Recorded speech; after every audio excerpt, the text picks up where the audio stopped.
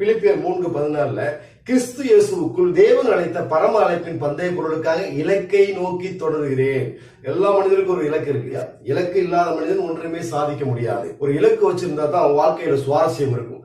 நான் ஒரு தனி மனிதன் அல்ல, என்னை நம்பி என் குடும்பம் இருக்கிறது, என் பெற்றோர்கள் இருக்கிறார்கள், என் சபை இருக்கிறது. நாம் அடுத்தவர்களுக்காக எழும்பி பிரகாசிக்கக்கூடிய விளக்காக, உப்பாக, மற்றவர்களுக்காக பயன்படக்கூடிய பொருளாக இருக்க வேண்டும்.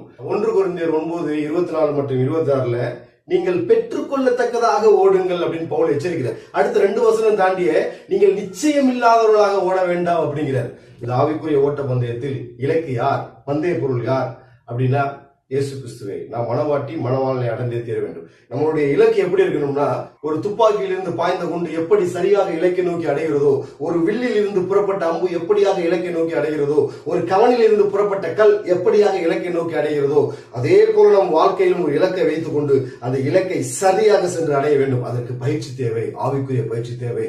இது போட்டி உலகம், போட்டி போட்டுதான் முன்னேறணும். இது போட்டி உலகம். கண்ணை மூடுறதுக்குள்ள 10 பேர் முன்னாடி போயிடுறாங்க.